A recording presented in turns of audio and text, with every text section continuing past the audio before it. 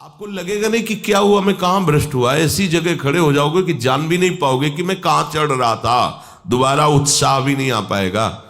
अभी बच्चा ना तो लोक को जानता है, ना परलोक को जानता है, ना हित को जानता है, ना अहित को जानता है। अभी उसका ब्रह्मचर्य किसी काम लायक नहीं हुआ और वो उतर गया व्यभिचार में। क्या होगा उसका जीवन? अगर आप वाणी में संयम में रहते हैं ना, वो और भजन करते हैं और सत्य बोलते हैं, तो आप जो बोलेंगे वही होगा। श्रवणेंद्री से गंदी बातें सुने, वाणी से गंदी बातें बोले, रसेंद्री से गंदा भोजन करें और सोचे ब्रह्मचर्य रह जाएंगे, तो बिल्कुल नहीं, कदापि नहीं। ब्रह्मचर्य कोई खिलवाड़ नहीं है। अब जो इस मार्ग पर, अध्यात्म मार्ग पर, आनंद मार्ग पर चलना चाहते हैं, तो उनको एक इंद्रिय के संयम के लिए पांचों इंद्रियों पर संयम करना होगा। ज्ञान इंद्रियों पर एक बात सुधारने के लिए ब्रह्मचर्य का रक्षा तभी वो उपासक कर सकता है जब सर्वतोभावेन ब्रह्मचर्य होगा। एक जनेन्द्रीय के ही ब्रह्मचर्य की पुष्टता का जब आप लक्ष्य कर लोगे, तो उसकी पुष्टता के लिए आपको सर्वतोभावेन ब्रह्मचर्य धारण करना पड़ेगा। सर्वतोभावेन नेत्र का ब्रह्मचर्य, जो नेत्र किसी को भी देखकर भोग कामना कर लेते हैं, भोग बुद्धि से देखते हैं वस्तु को, व्यक्ति को, किसी को भी, ये नेत्र से व्यभिचार हो रहा है। इसीलिए सावधान रहना चाहिए। जैसे नाटक, सिनेमा आदि हैं, वहां तो जान रहे हो चित्र हैं, पर उनमें जो अभिनय करने वाले जन हैं वो तो संसारी जन ही है ना। उनका पहनावा, ओढ़ावा, हाव भाव, अंग प्रत्यंग, अगर आप भगवत भाव से युक्त है तो संपूर्ण सृष्टि में कहीं भी दृष्टि जाए अपने प्रभु की भावना होती है। पर वहां तक पहुंचने के लिए आपको ये त्यागना होगा ना। आप किसी का अनुकरण न करें, आप अपनी स्थिति को देखें। अगर आप किसी का अनुकरण करते हैं कि हमने उनको देखा है, वो टीवी देख रहे हैं, तो टीवी में क्या देख रहे हैं, कहाँ स्थिति है, हमें क्या पता। हमको जहां पहुंचना है उसके लिए हमारे लिए बाधक है, हमें नहीं देखना है। अगर आप माना कि कोई नाटक ही देख रहे हैं, कोई ऐसे सीरियल ही देख रहे हैं, पर उसमें अभिनय करने वाले तो संसारी भोगी पुरुष ही है ना। आप कोई त्यागी जितेंद्रीय महात्मा को थोड़ी देख रहे हैं। तो उस देखने में तन्मयता आती है, जिसको हम देखते हैं उस पर हम आसक्त होते हैं, तभी तो उसका सुख दुख अनुभव होता है। देखो कोई ऐसी रोने वाली सीन आए तो रोना आ जाएगा, हंसने वाली आ जाए तो हंसना आ जाएगा, ऐसे तो उसका प्रभाव हम पर पड़ रहा है ना। तो हम किसी के अभिनय करने वाले के अंग प्रत्यंग को देख रहे हैं और वो कामुक होकर कोई काम चेष्टा कर रहा है या कोई ऐसा, वो सारा का सारा मन कवर कर रहा है आपका। और एकांत होते ही फिर जो मन अपना मनमानी करवाएगा, आप नहीं सह पाएंगे। इसलिए नेत्र का ब्रह्मचर्य सबसे पहले शुरू कीजिए। आपको वो चीज नहीं देखनी, वो बात नहीं पढ़नी, वो दृश्य नहीं। श्रीमद् भागवत में वर्णन है, कोई पशु पक्षी भी मैथुन कर रहा हो, अचानक दृष्टि गई तो मानसिक प्रणाम करके दोबारा दृष्टि नहीं जानी चाहिए। इसीलिए लिखा है कि आप एक धनुष भूमि को देखकर, एक धनुष, इसमें किसी की हानि नहीं होगी, आपकी भी हानि नहीं होगी। आप एक धनुष भूमि देख करके ही चलिए। मतलब बहुत लंबी दूरी देखने की जरूरत नहीं है, बहुत दृष्टि उठा करके इधर उधर गर्दन हिलाने की जरूरत नहीं है। और जैसे कि कोई टक्कर मार सकता है, तो देखो जिनको प्रारब्धानुसार टक्कर लगनी होती है ना, वो चाहे जितनी सावधानी से चलो, वो प्रारब्ध आकर के दंड देता है।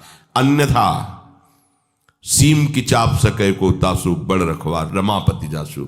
आप जा रहे हो भगवत चिंतन करते हुए, तो प्रभु का नाम आपका पहरेदार अंग रक्षक है, कोई बाल भी बाका नहीं कर सकता। आपका प्रारब्ध यदि आया है, प्रभु से पास हो गया है कि आपको ये दंड मिलना चाहिए, फिर मिलेगा। आप निश्चिंत रहिए, निर्भय रहिए।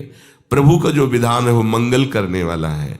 देखो इतने बड़े महापुरुष पूज्य श्री राधा बाबा, श्री आद्याशक्ति भगवती की प्रसन्नता की आराधना कर रहे हैं, क्योंकि श्री कृष्ण हमारे पति हों, इस सिद्धांत की पुष्टता के लिए। और पैर फिसल जाता है, स्नान करने जाते हैं, खड़ाऊ पहने हुए थे और अंग टूट जाता है, दवा नहीं लेते, बांस की खिपचाल बांधकर पुनः अनुष्ठान में बैठते हैं। बलिहारी ऐसी सामर्थ्य की, ये भागवतिक प्रारब्ध ऐसे महापुरुषों को भी दंड दे देता है। देखो ना, ऐसे महापुरुष जो ऐसी ऊंचाई पर पहुंचे हैं और इतने भागवत भजन में नियम निष्ठ है, उनको भी प्रारब्ध दंड दे रहा है शरीर को। तो अपने को इससे निश्चिंत हो जाना है। जो होना है उसे रोक नहीं सकते, जो नहीं होना उसे कोई कर नहीं सकता। अपने आराध्य देव के चिंतन में ज्यादा नेत्रों को इधर उधर दौड़ाने की जरूरत नहीं है। नेत्र का ब्रह्मचर्य, फिर वाणी का ब्रह्मचर्य, बहुत बड़ा प्रभाव पड़ता है इससे। यदि आप जबान से अश्लील बातें, गंदी बातें, कामुक बातें करेंगे तो आप ब्रह्मचर्य रह ही नहीं सकते। अगर आप वाणी से परस्पर शरीर आकर्षण वाली बातें करेंगे, उसको देखा तुमने क्या, बस आप गए। चाहे वो स्त्री शरीरधारी साधक हो या पुरुष शरीरधारी, परस्पर आकर्षण संबंधी यदि वाणी खुली आपकी, तो वाणी के व्यभिचार से आपका जनेंद्री का व्यभिचार प्रारंभ हो जाएगा। आप रोक नहीं सकते, नहीं रोक सकते। इसलिए वाणी से भी कोई ऐसी वार्ता ना कीजिए जिससे आपके अंदर काम वेदना बढ़े। श्रवणेंद्री का, कान से गंदी बातें, व्यभिचार की बातें, कामुक बातें सुनना जिससे हमारे हृदय में कामना जग जाए, बिल्कुल नहीं। भले वो किसी को लेकर टीका टिप्पणी की जा रही हो, देखो वो साधक है, उसको हमने देखा वहां ऐसे देख रहा था, वैसे कर रहा था, वो तो आपको समझ में आ रहा है कि किसी साधक की बात करें, वो तुम्हारे नाश के लिए उपाय कर रहे हैं जो आपको ऐसी बात बता रहे हैं। क्यों? क्योंकि आप भी तो साधक हैं। श्रवणेंद्री का व्यभिचार हो रहा है। आराध्य देव के सिवा और कोई बात कान से सुनना उसे व्यभिचार कहते हैं। इसलिए महाप्रभु कहते श्रवण फूटो जो अन सुनो। ऐसा हमारा अगर कान कुछ और सुने तो फूट जाए, नेत्र कुछ और देखें तो ये नेत्र नष्ट हो जाए, वाणी कुछ और बोले तो मुख हो जाए। हमारी श्रवणेंद्री का व्यभिचार नहीं होना चाहिए। धर्म की बात, अपने आराध्य देव की बात, शास्त्र सम्मत बात हम श्रवण करें। अन्यथा अगर कोई ऐसा मित्र है या हमारा साथ में रहने वाला है, कोई किसी भी साधक की को लेकर बात कर रहा है, तो भी हमें कान में उंगली डाले नहीं। हम कोई ईश्वर थोड़ी कि हम किसी को संभाल लेंगे, हम अपने को नहीं संभाल पा रहे। हमारे सामने किसी की बात मत करो, ऐसी करना है तो प्रभु की चर्चा करो, अन्यथा मत करो। तो अगर आप श्रवणेंद्री का ब्रह्मचर्य, वाकेंद्री का ब्रह्मचर्य, नेत्रेंद्री का ब्रह्मचर्य और त्वगेंद्री का ब्रह्मचर्य, अनावश्यक किसी को स्पर्श मत करो। परस्पर विरोधी शरीर को तो भूल कर मत करो। विरोधी शरीर जिससे हमारा पुरुष शरीर है, सामने स्त्री शरीर है, तो किसी भी तरह से सेवा के लिए संकेत करना या किसी भी सेवा के लेन देन में बचाव पक्ष में रहो। यहां रख दीजिए सामान, फिर आप उठा लीजिए। सीधे हाथ में सामान लेना नहीं, सीधे हाथ में सामान देना नहीं, जमीन में रख दीजिए। बहुत पवित्र है तो आप कुर्सी पे जो भी आसन उसका हाथ में लेने का नहीं। परस्पर विरोधी भाव वाले शरीरों का स्पर्श बिल्कुल निषेध है, किसी भी कारण से न किया जाए।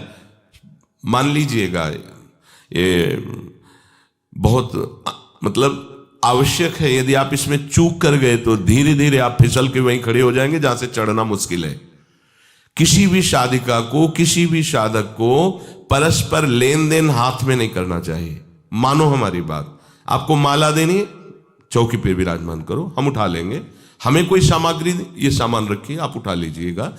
कभी भी कोई भी परस्पर मुस्कुराहट, बातचीत, ऐसे कोई इशारे यदि दिखाई दे तो आप बचो और उसको बचाओ। साधक है, साधिका है, उससे गलती हो सकती है, आपसे भी गलती हो सकती है। आप सत्संग सुनते हैं, आपको लगा कि इसकी मुस्कुराहट, इसकी कुछ चेष्टा ऐसी दिखाई दे रही है जो हमारे अंदर कामुकता पैदा कर सकती है, उसको भी बचाओ और स्वयं बचो, तो भगवान आप पर प्रसन्न हो जाएंगे। वो देख रहे हैं अंदर की बात। साधक को बहुत सावधान रहने की आवश्यकता। ये इसको खिलवाड़ मत समझो, इसीलिए कह रहे हैं ये अध्यात्म है, ये परमार्थ है। आपको लगेगा नहीं कि क्या हुआ, मैं कहां भ्रष्ट हुआ, ऐसी जगह खड़े हो जाओगे कि जान भी नहीं पाओगे कि मैं कहां चढ़ रहा था। दोबारा उत्साह भी नहीं आ पाएगा। बात अच्छे से समझ लीजिए। तो हमारी त्वगेंद्री का व्यभिचार ना होने पावे, सहसा किसी का इस पर, किसी की भी अगर सेवा करने का सौभाग्य मिले, फिर उसमें ये प्रश्न नहीं उठता। अगर कोई गिरा पड़ा है भला ऐसी स्थिति में कि मुझे अत्यंत आवश्यक है उसे उठाना, अगर नहीं उठाते तो वो कष्ट पा रहा, अचानक कोई गिर जाए, फिर हम ये नहीं देखेंगे, फिर ये हम सूत्र नहीं स्वीकार करेंगे कि अब हम तो ब्रह्मचारी हैं, अब हम खड़े खड़े देख नहीं, उसको अत्यंत आवश्यकता है हमारी। अब उस समय हम भूल गए अपने आप को और उसको उठा करके अगर हमें अस्पताल ले जाना, अस्पताल ले जाएंगे, जरूरत है हम उसकी सेवा करेंगे। सावधान, वो भगवत भाव से की हुई सेवा तुम्हारे अंदर आध्यात्मिक शक्ति पैदा करेगी, काम भावना नहीं पैदा करेगी।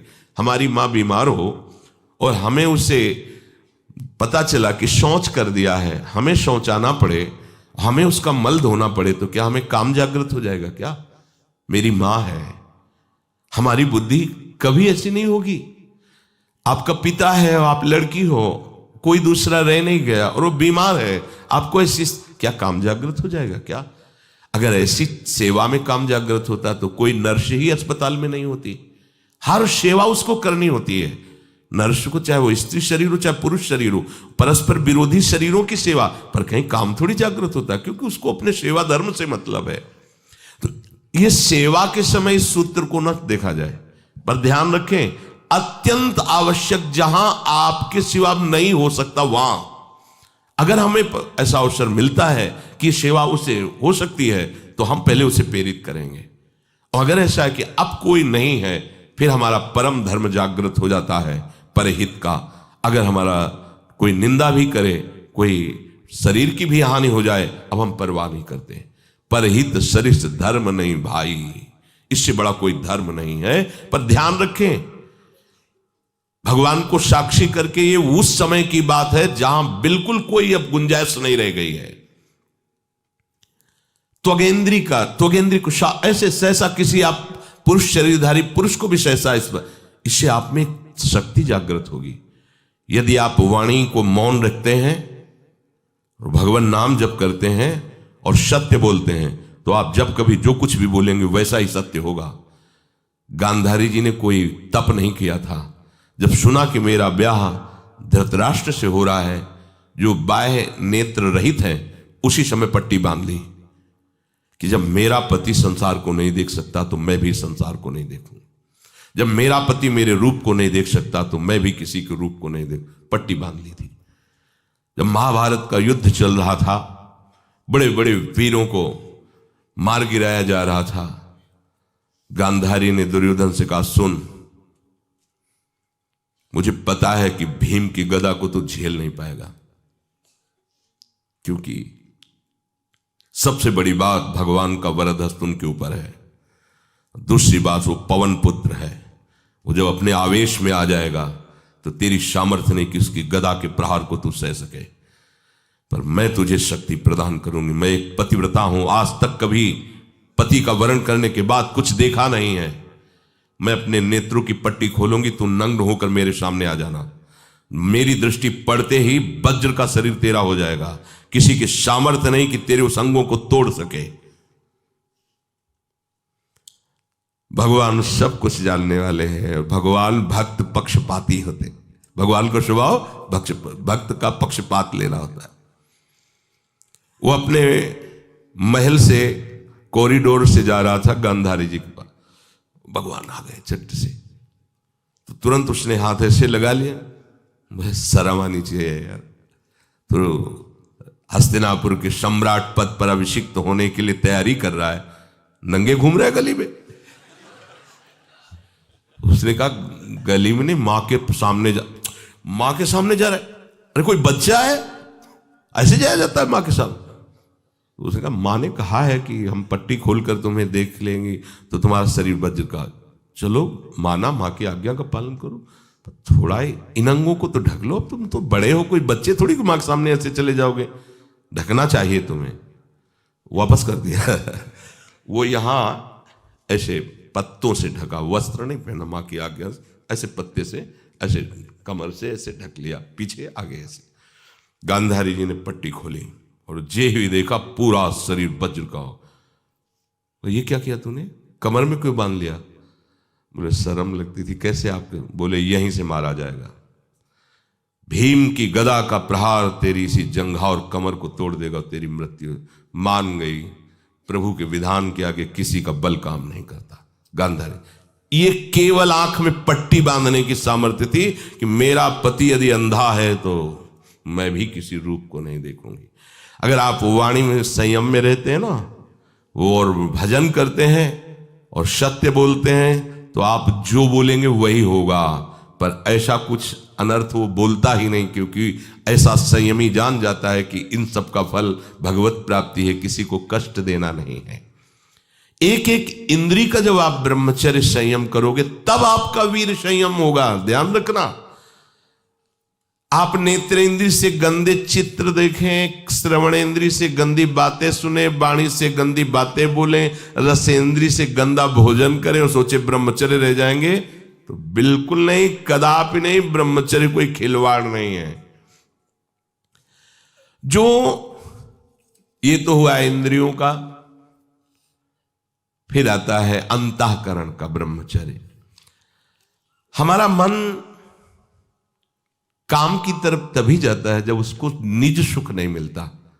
ध्यान रखना, सृष्टि में जितने भी दुर्गुण दुराचार होते हैं उनमें दो प्रधान होते हैं, एक काम भोग और एक धन, और सब छोटी मोटी बातें हैं।